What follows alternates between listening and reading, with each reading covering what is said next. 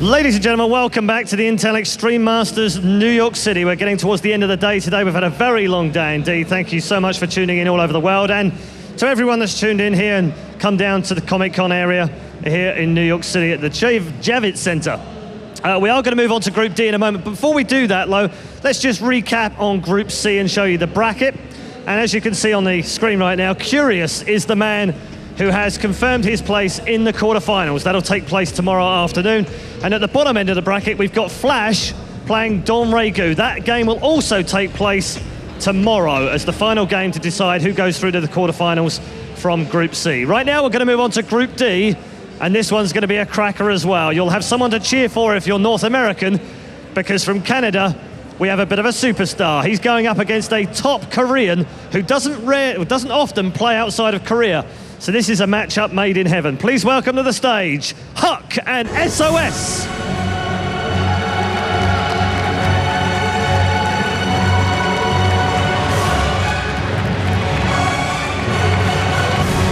Okay, are we going to get the locals cheering loudly for the homeboy, or is it going to be another SOS call home to Korea? We'll find out in our next matchup. Let's go over to our commentary team for this one. Enjoy. Thanks very much, Paul. Welcome to the caster's desk here for our PvP. I don't think we've had any PvP today, have we, Todd? Yes, we have. Hero versus 91. Oh, okay, yes, we have. Yes, we have. How could you forget these epic games? It's been a long day. It has been a long day. We've had a lot of cool games, not to mention that past series. I have to say, after the last series, it's easy to forget about other games, because those games were so good.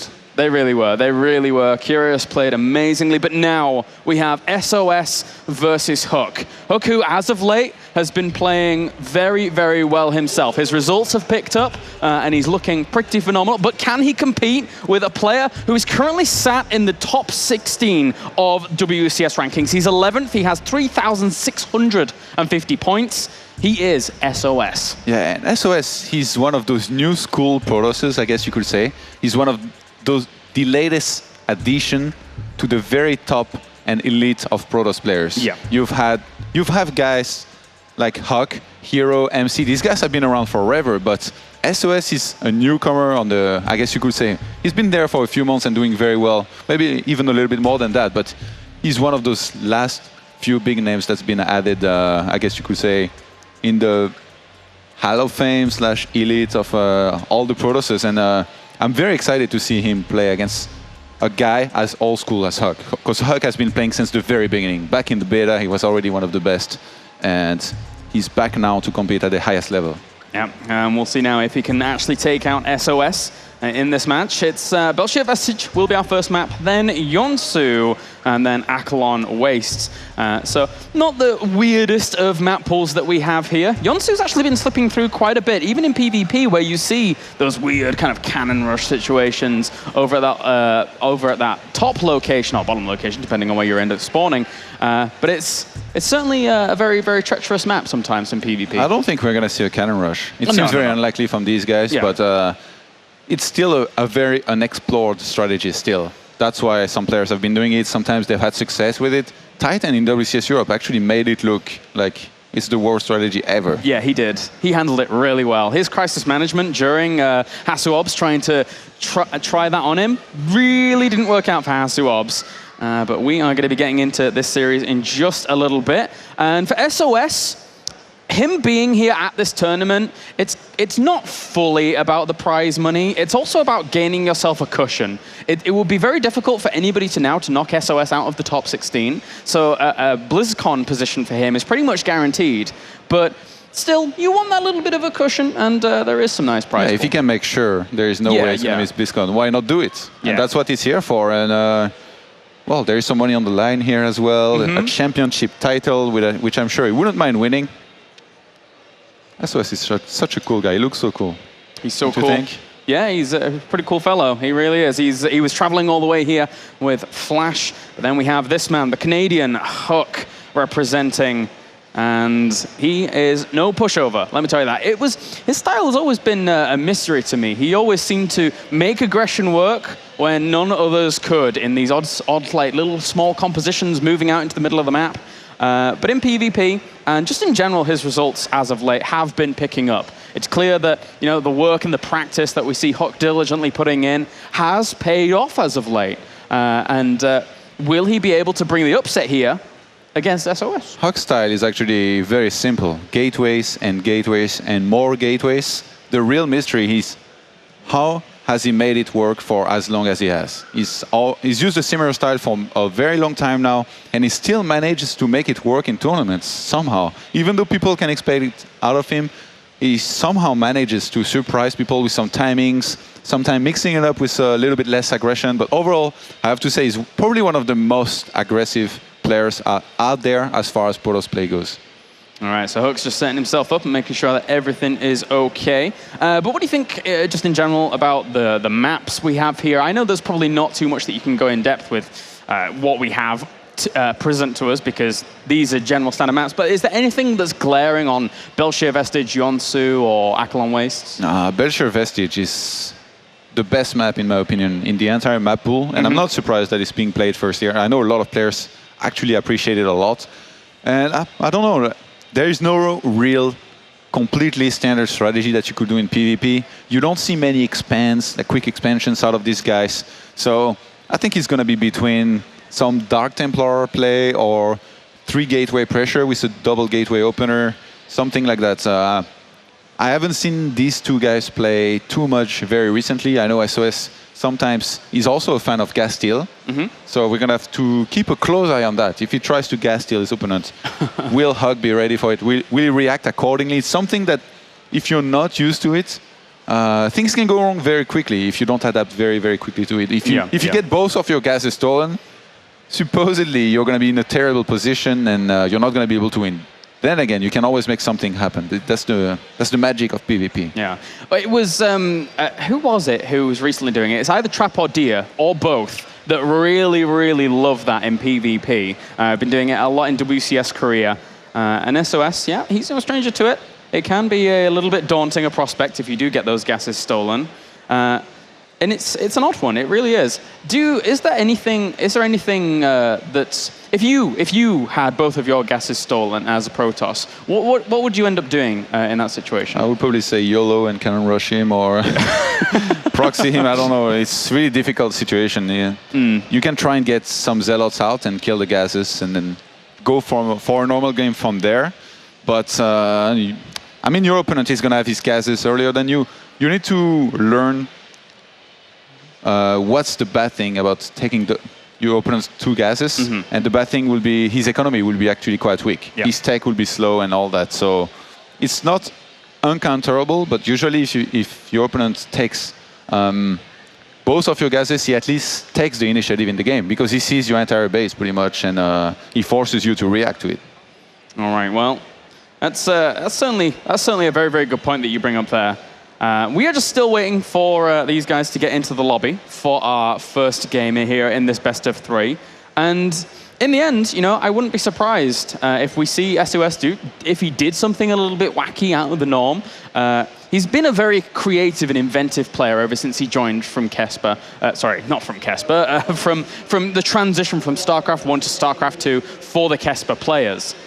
Now, do we see him do something crazy? Or I would say the 3-gate pressure with a lot of stalkers is the bread and butter, the go-to for these kind of guys. Yeah, I think SOS, in my opinion, is most known for his Protoss versus Terran. He was one of those guys that always opened one forge and went into Templars, and then just seemed to play a very standard gameplay with always having an idea what he had to transition into, taking a 3rd bay, going to Colossus.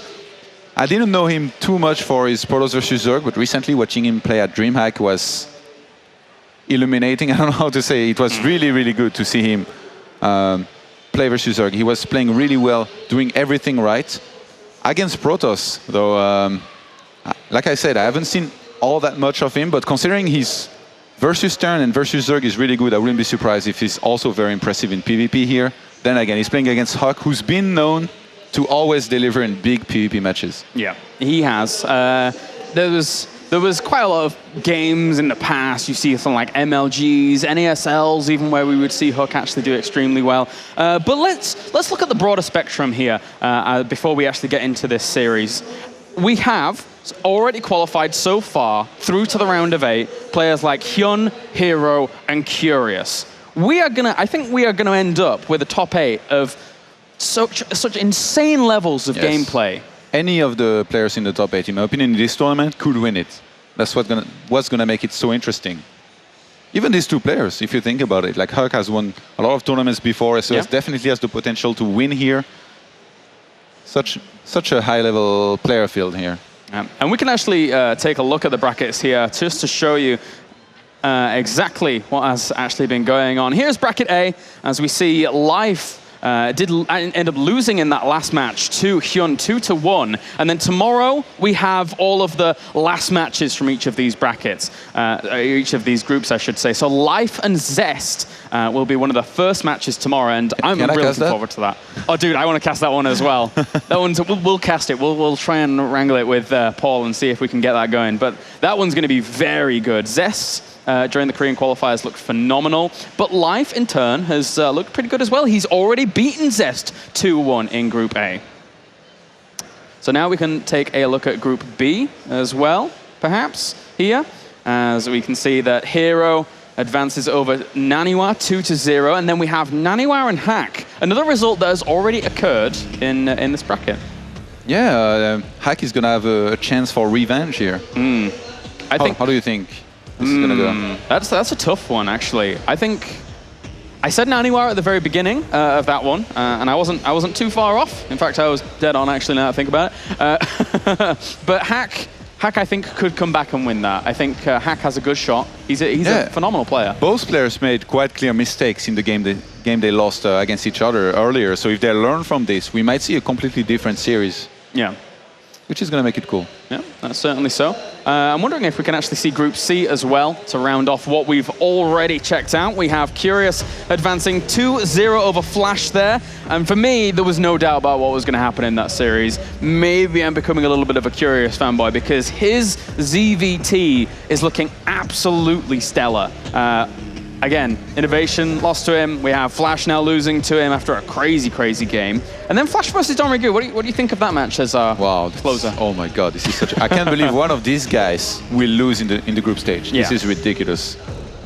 It's pretty crazy that we actually have these results. And then, of course, now we're moving into Group D, which will start off with SOS versus HuK here. As we also have our other match which will be going on, which is Revival versus San. San is one of those players that, you know, you look at that group and you're like, he's like the least memorable of the 4. But you got to remember that his performances, just across the board, wherever he goes, he normally does really darn well. He's just overshadowed by everyone. It's a bizarre thing. He always goes far, but never quite wins tournaments just yet. So maybe this could be his tournament here. He's against a Zerg first, which is his best matchup.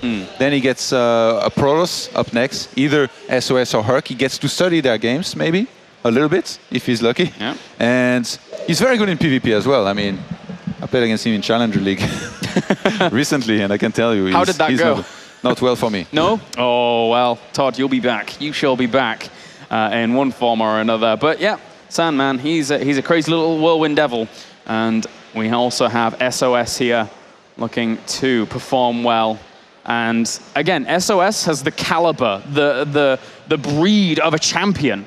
We've seen him in previous finals just fall barely against his opponents.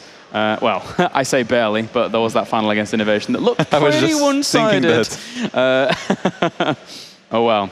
That's Innovation. That is Innovation. All right, we are going to get into game number 1 here of this best of 3. It's been a long time coming as we have HuK versus SOS loading up on Belshir Vestige to find out who advances through to that winners match in Group D. So without further ado, guys, let's jump right on in and find out who is going to take this first spot in that winners match. Is it going to be SOS or is it going to be HuK? PvP here for game number 1. Spawning down to the bottom right-hand corner, we have our red Protoss representing Woonjin Style as well as Korea. Ladies and gents, give it up for SOS.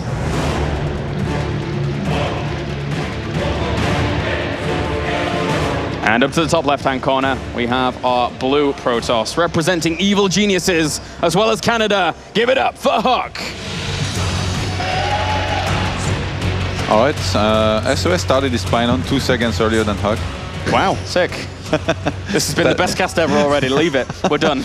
That analysis. I'm surprised nobody proxies actually in the tournament. We haven't seen any single attempt to proxy, and not everybody has scouted for it. So that means there is some people that you can punish with some proxies. Because if you don't scout it, it's going to be really hard to hold a lot of the time. Yeah, that certainly is. Sometimes you might automatically lose to some of them as well. So HuK, a little bit of an earlier gateway, not a big deal here. What's going to be interesting to see is whether or not they open with very quick 2 gases, and I actually expect both of them to open with it. Well, yeah, so do I. It's the standard go-to now, depending on how many guys you put in gas, how many, like 2 in each or 3 in each. It really does give us a little bit of an indication as to what's actually going to happen. And just in general, 2 in each is much more efficient than 3 in 1. Okay, SOS is going to do something unusual. He's thrown down his second gas after his second pylon, which is going to give him a little bit less gas than HuK, but I don't think he's going to mind too much. He's going to have enough gas to start his mothership core very quickly if he wants to, some Stalker as well. But this might mean that he could go for a tech or gas. He's less likely to go for a gas-heavy tech. Okay.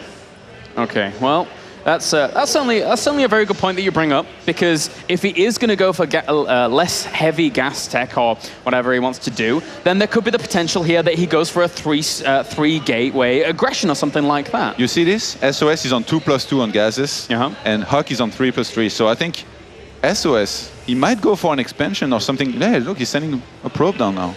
Wouldn't that be really he didn't early? He didn't get a second gateway. He's sending out 2 probes. What is going on here, SOS? What are you doing? Is he just sending 1 to the natural for the expansion whilst going over the right-hand side? Oh, he's scouting for proxies. Like a Stargate or something? Yeah, and he's going to go make sure that HuK hasn't started his own expansion just yet, like done something super greedy or something. He wants to take at least a little bit of information here. And this build could actually be very vulnerable against some kind of 2 or 3 gate pressure, which doesn't look like HuK wants to go for that just yet. He hasn't added extra gateways. I have to ask, is SOS going to throw down the Robo here? Because we've seen some expansion builds with Robos as well to just kind of solidify that defensive position. It can be tough, but it can work. And you're right. It is a quick Robo. He's not going to have the gas to start a sentry very quickly, which ideally you would want to do in this situation. And he sees that some Stalkers trying to be aggressive here. This does not look good for SOS. If HuK manages this aggression well here, he could actually do quite some damage. He's proxying a pylon now as well. I mean, that mothership core for SOS was already in a little bit of a weird position there. And because he hasn't seen the natural just yet as HuK, but he's already throwing down a pylon for this assault to begin. And SOS is having to fall back to his ramp, but he will have Photon Overcharge very soon. And the Nexus is just about to complete. So he can defend this location for a while, whilst his Robo finishes, whilst he buys time for himself to get an Immortal or 2 out. Yeah, and SOS has got a probe behind the mineral line of the natural of HuK, so he's going to be able to know that there is no expansion started there. He knows he has to defend from there. So he should cut probe production for the time being, maybe add on 1 extra gateway, and make sure he doesn't die in the next minute or 2, and then he's going to be in a great position with an expansion against none. Ooh, loses 1 or 2 probes there. Photon Overcharge does go down. He's going to force field. Oh, that's so good. He actually traps a lot of those units in for a long time there, taking quite a bit of damage indeed. It's going blow for blow, Stalker for Stalker right here, but at the same time, the Photon Overcharge pushes HuK into a very dicey spot. He's going to warp in Stalkers and kill those 2 Stalkers, possibly of HuK. Maybe even the mothership core. HuK has to be careful. I don't think those 2 Stalkers can escape. Maybe one of them. Oh, he's caught himself in between a rock and a hard place. Has to get out. Does eventually. But now with SOS having that expansion, he loses the mothership core as well. But he's got Immortals on the way. He's going to hold this, and HuK is having a really, really tough time. Yeah, HuK, he wasn't able to make this work at all. He tried to go up the ramp. There was a sentry there. He did not expect it. It was well hidden by SOS too. Very well hidden. Now with the Immortal, I don't see how HuK could make this work. So he starts his own Nexus, but as Zealot, he's headed for his mineral line now. And he might have... Oh, no, okay, he has 1 gateway that could warp. in his main. He just used the warp, so he's not going to be able to warp in his main there. That one Immortal needs to be very, very careful about how it takes this engagement. He will start working away at one of those Stalkers, along with the Stalkers itself to help out, and he continues to hold on to this Nexus. The Zealot didn't kill a single probe, actually. That was very well microed here by HuK, but I mean, the end result is still the same. SOS has his expansion much earlier than HuK, and he spotted the expansion of HuK. So now from there, if he only can boost probes from now, he's going to be quite far ahead. Because HuK, he didn't even have any tech with this. Yeah. He's only now getting a Robo. You know what's one of the good things that HuK could have done here? Since he knew that his opponent already has a Robo and he's making Immortals, go for double Stargate. The problem is, there is an observer above his base, and he knows about it. Yeah. So if you start double Stargate and your opponent sees it immediately, let's just say he has quite a bit of time to adapt to it. Yeah, that's not going to go too well for after being spotted here. He just put this pylon at the back, so that's going to alleviate a little bit of pressure that would occur if he were to warp in some more Zealots. And hey, it's SOS going for a Warp Prism. Yes, and that's one of the best moves he can do here. If he attacks with his entire army at the expansion of HuK, he's going to be really hard to break through, although we've seen Hero pull it off quite well. Then again, Naniwa hadn't seen his opponent coming. I think HuK, if he's careful here and he sees this coming, this is not going to be as much of a threat as usual. So using a Warp Prism could be very, very good here. Is he going to pick up the double Immortals, or is he going to go for some Zealots over the left-hand side? It looks like it's going to be the Immortals, actually. Yeah. Because in Robo versus Robo, if you do this, your opponent is almost never going to have enough to make sure he doesn't take any damage. He will need to warp in a lot of Stalkers, which, surprisingly enough, HuK kind of already has. He's got 5 Stalkers to help defend against this. But SOS just has not to commit against this, make sure he drops here and there, snipe 1 unit or 2, and then go back. Oh, if he goes in too deep in the base here. Well, yeah, he's got to be careful there. The Stalkers are moving towards that left-hand ledge before actually going for this. Okay, HuK decides that he cannot get the Warp Prism, so he's not going to use the Photon Overcharge. But even 5 Stalkers, you know, it's not really enough without Blink, especially to chase that down. Is he getting the Twilight Council now for that kind of option? Not to chase it down, but to keep it away at least. Yeah. To keep it at bay. You cannot land against this many Stalkers. Yeah, all right. Well, we have a few Immortals coming out now as well. We already have 3 out for SOS, and that 3 is a very, very strong number here to try and deal with this. But HuK is not going for Blink. He's going for Charge. It's right. It's the right choice. To deal with Immortal numbers? Yeah, because he's going to be getting a lot of Zealots, and then he's going to be teching into Archons. If he got Blink now and got a lot of Stalkers, say SOS just doesn't attack and takes it to the very late game. Yeah. An army with lots of Blink Stalkers is going to be very weak from a certain point. So I think this is the perfect choice here. I would have done the exact same. He's getting his Forge for some upgrades. He's adding on extra gateways. 2 Immortals look for guaranteed damage, get themselves a pylon. Small incremental advantages here for SOS, as we have a few more extra gateways going down for HuK, and the 3rd base for SOS. So I think... Because he knows he's ahead. Yeah, exactly. He knows he's comfortable. He's got his +1 a little bit quicker. His army's going to be stronger.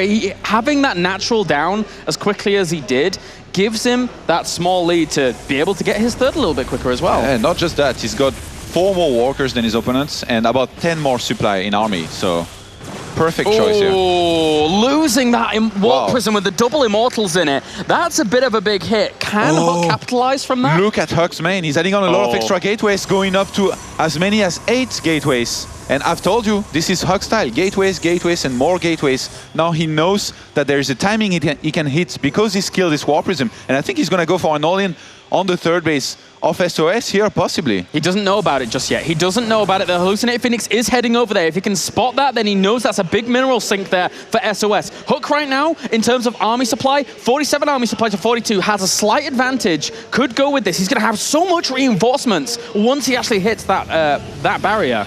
Yeah, but HuK, he needs some Archons as well with this. Look at his gas. He's going to be getting a lot of Archons. SOS still doing quite all right in army supply. Just a little bit ahead right now. And HuK is going to bring the Mothership Core as well with this. He's going to need some great time warps. This could hit really hard. This could hit hard. It is going to hit hard. That one Zealot is keeping it. He knows with that pylon going down, that kind of has to be something going on. So that will give SOS a little bit of an alarm bell to try and deal with this. Oh my god, this is going to need a perfect engagement. Both players, it's all going to be about the engagement here. And I'm surprised HuK has already started +2 ground weapons. You think that he doesn't actually... Do you think he plays out of this now? Hey, he's going to start at third base, I think. He might not go for it. I think he started with an hallucination, and then he might have realized that there was too much. He could not break SOS, so he's like, I'm going to fake aggression here, and in the meantime, I'm going to take a third, make some more probes, and just be playing from a deficit, but not in a situation that I can't recover from. Well, I guess also, if you look at the situation that we have right now, SOS never started his +2. Maybe because he felt a little bit pressured by HuK's move out here, wanted all the minerals and gas that he could possibly get, and now HuK is taking that advantage behind all of this. Oh, and he's even getting the Robo Bay as well to continue this on. Oh, wow. I really don't think he wants to fight here. He has to be careful, though. If his Mothership Core gets feedback, he cannot escape. Yeah. And SOS is just going to engage and crush his army, and HuK will lose the game from there. So he has to be very careful. He's playing a little bit with fire here, but I still like what he's doing. If he pulls it off, it will be really a good way to come back in this game in which he has fell behind already. SOS at this point, whilst we do have this pause here, is throwing a cannon down in his third base. So maybe trying to deal with some kind of DT or Zealot harassment that would occur there. So playing for a little bit of a longer game himself. So he's not fully thinking that his opponent is just kind of going to go for a straight all-in. Just those small preparations, I suppose it can help as well if his opponent does pressure that third base. But our players here just trying to sort things out, as well as us trying to sort things out. All right, so this is going to play out. This is going to play out longer. And HuK, with that +2 weapons being almost halfway complete. Yeah. Oh, actually. I have to say, it's very ambitious to start... Okay, let's not talk now. Yeah, let's not talk just yet. As doors might be open and people do not have headsets on, so that's very important to make sure in the middle of the game that they can't hear us. All right, so the countdown's begun. We're getting back into this game. 3, 2, 1, go. As we do have, again, you know, SOS is morphing in some Archons as well, and he currently is sat at 4 Archons to 3. It's a small advantage that he has in his favor, but Archon Immortal Zealot has become the mainstay staple of this matchup so far. I have to say, SOS is not really that afraid of this. Somehow, he started the 2 gases on his third base quite early. Like, if you think you're going to be all in, you shouldn't do that. Oh, he's sending the Templars. He gets the feedback. Oh, did he get the feedback on the... Yeah, HuK can't recall. He's going to have to run away from there, but those Zealots charge. They're going to keep on charging in and doing damage to those Zealots of HuK. Oh, getting feedback on that Mothership Core is extremely, extremely big at this point. SOS actually has a massive army supply advantage. He's around 20 army supply up. This plan is going to backfire here. And those Immortals dying at this point, those Zealots charging on forwards and killing those off. That's a big deal. Throws down force fields, absolutely needs to stop it, but the Archons crush through. He's trying to get his Mothership Core out again. He will have +2 weapons when this engagement happens now. It just finished now. And HuK is getting a second Robo. He wants to transition into Colossus. SOS is not supposed to give him the time to do that now. He's supposed to attack and possibly finish this game, but if he gets scared somehow and does not read too well into what's going on in this game, if he does not attack now, he might allow HuK to come back in this game. Yeah, resources lost is slightly in favor of SOS right now, so, and look at this loading up with the Warp Prism. Remember TLO versus Sion on this map. Exactly same position. TLO was in a good position on the bottom right-hand side. He wanted to attack the third base. He didn't see a way to really attack it clearly. He waited too long, and then Hyun came back. Could we see the same thing here? Well, I think that SOS here is going to make a very good meal out of this. He's going for the Warp Prism on the left-hand side. He's harassing over at the right-hand side, just trying to draw his opponent's army every which way. This is one of the smartest things you can do when you're ahead. You send in a Warp Prism in the opponent's main, you warp in lots of units, you force a part of his army out of position, you attack everywhere, instead of just committing to a huge attack, which is going to be easy for your opponent to basically choose the concave against. And SOS is doing this so well right now. Probes are dying off. Currently 12 have been lost. It has to be careful with that Mothership Core. Drops the Time Warp here, slowing this army down. Does not want that to get anywhere near that one High Templar. Sad, sad panda. Warping battles in the main. Yeah, there's just Zealots after Zealots. And the Archon actually comes along for SOS as well. How did it get in there? I don't know. Did he morph in 2 High Templars? I think he walked it in. Yeah.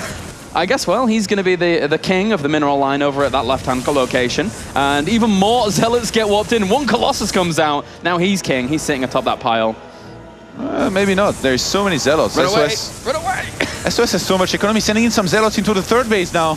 And HuK does not know where to run. He's running left and right now. Yeah, there's just Zealots everywhere. That one Colossus still does rule the roost over that left-hand side, whilst the Zealots over at the right, it's up to 18 worker kills now. And SOS behind all of this is trying to set up a 4th base.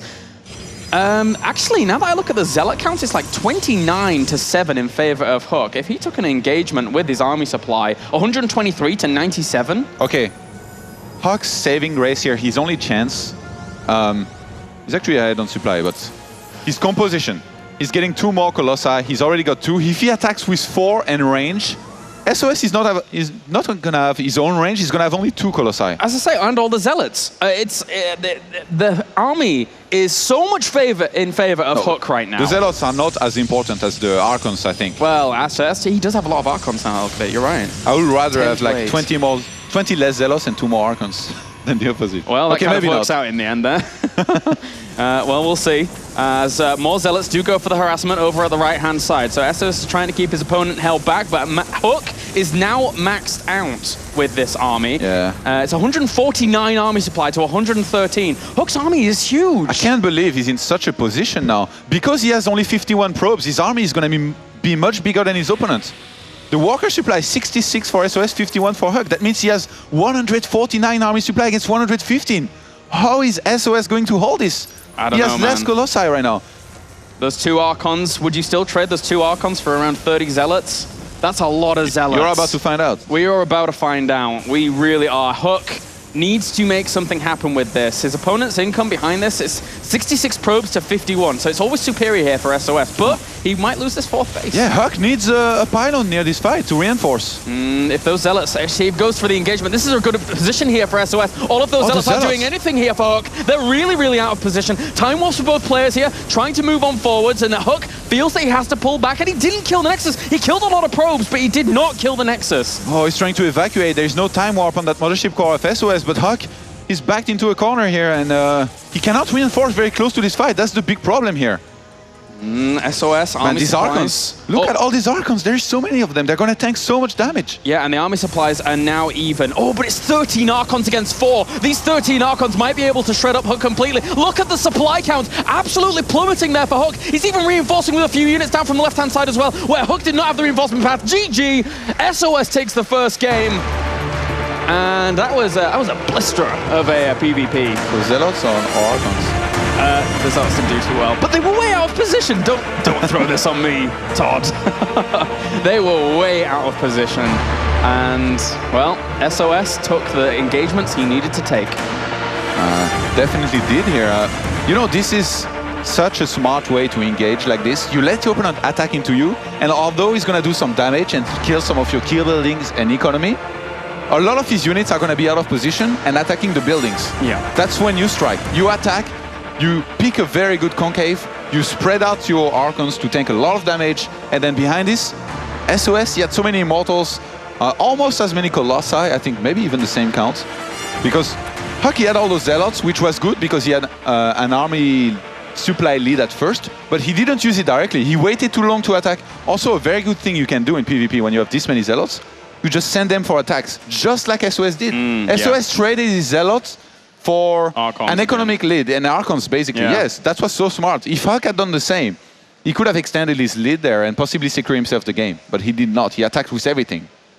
Oh well, we'll get into game number 2 now to find out if HuK can tie up the series or if SOS can take it 2-0.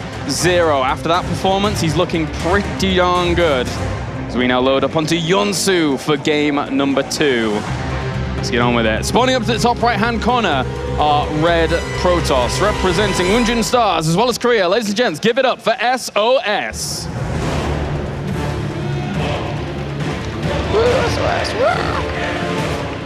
And spawning down to the bottom left-hand corner, we have our Canadian representative as well as Evil Geniuses. Give it up for HuK.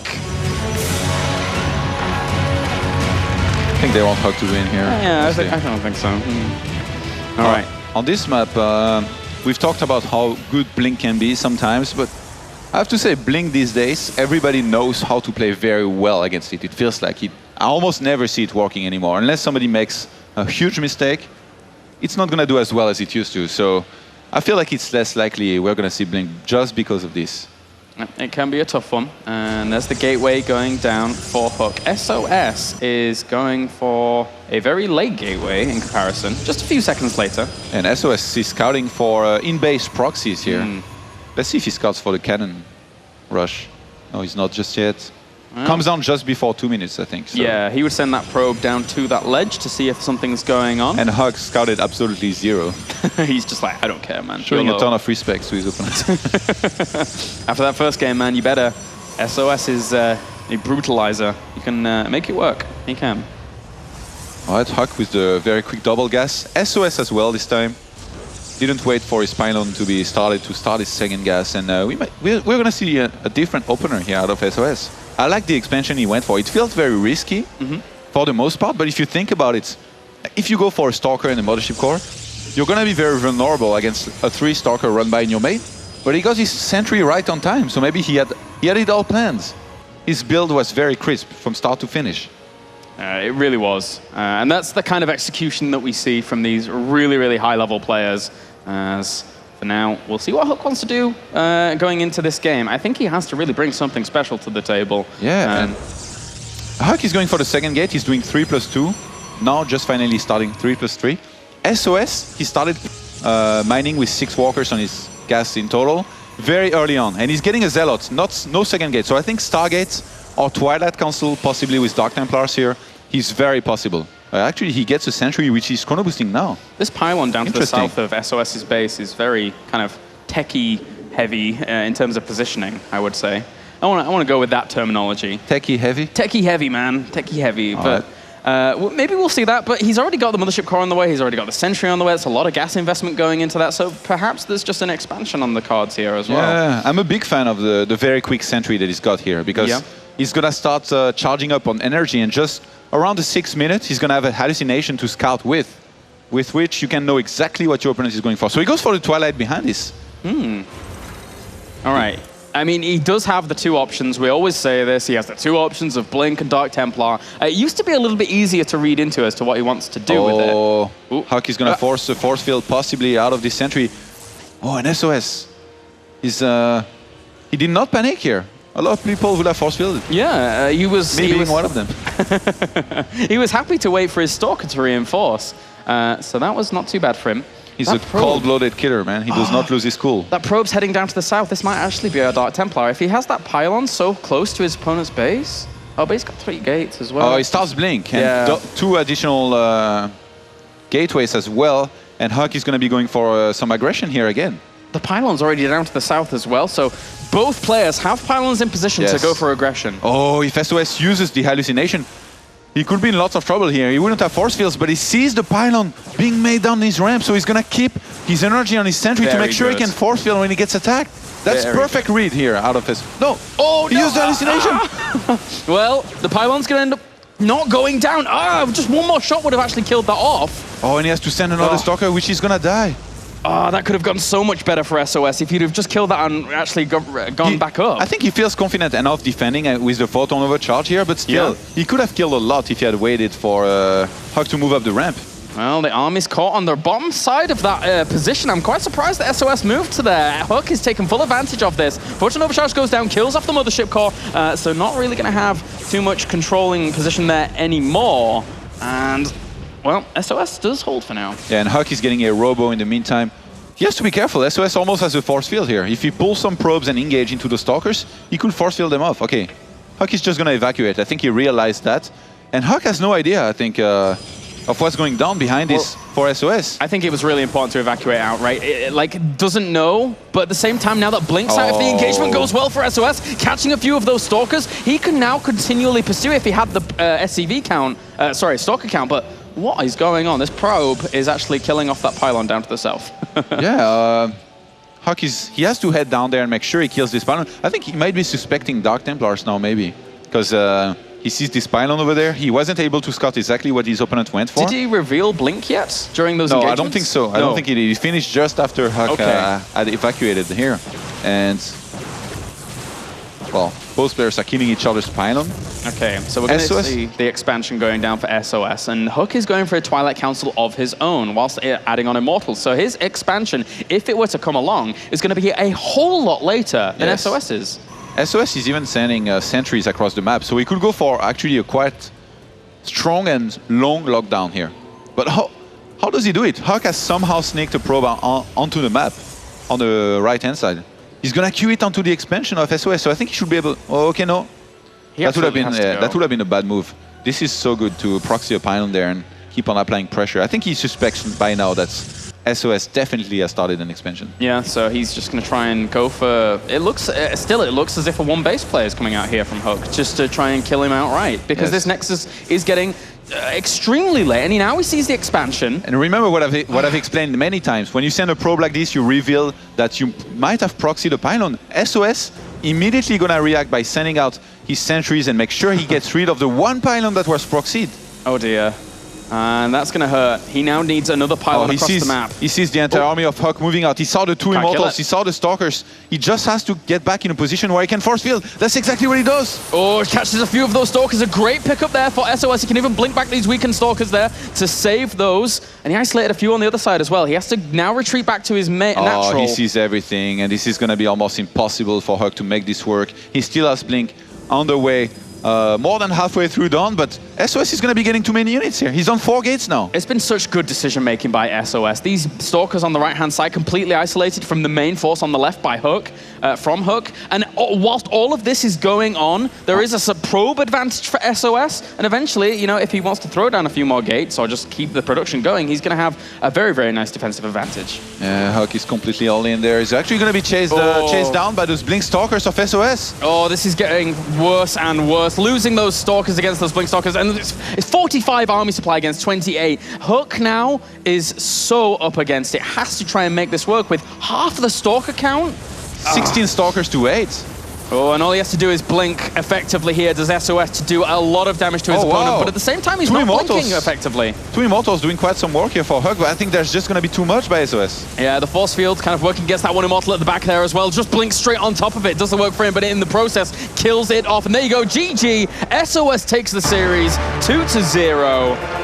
Unfortunately, HuK's assaults weren't really working out too well. Yeah, he wanted to go for some very early on aggression, and in the end, he just never seemed to do enough. And in this game, the important thing was to see what his opponent's tech was going to be, and then HuK could have adapted from there. But he didn't get to see that. He didn't do that much damage. He killed maybe a few more units, but not knowing, never going to be very good in a PvP. You need to know what your opponent's doing. You do. You absolutely do. And HuK will end up falling down to that lower bracket position where he battles for his tournament life against his opponent, be it Revival or San. Meanwhile, we have SOS advancing on to the winners match. And it's going to be against either Revival or San. It would be San playing against HuK, and then Revival playing against, let's have a look, see. Okay, so, oh no, sorry, Revival lost. So Revival versus HuK. Revival versus HuK in the lower, whilst we have SOS versus San in the upper. So that's another really, really cool PvP. Again, San always impresses, but people really don't take too much note of him for some reason. So a team kill is going to happen, sadly. Yes, for the EGs. I'm sure In Control is going to drop a few tears here and there. Poor guy, poor guy.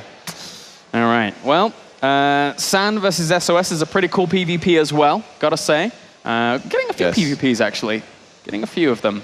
But any of these players advancing on to the round of 8 is so worthy of this spot. We already have 3 amazing players there. We already have Curious, Hero, and HuK there, along with whoever else is going to go through, either Life or Zest, HuK or Naniwa, Donregu or Flash. The round of 8 is going to be so ridiculously stacked. Donregu or Flash, Life or Zest. Imagine. Crazy games. Oh my god. Can't believe. All right, guys. Well, we are going to go to a short commercial break, and then we'll be right back.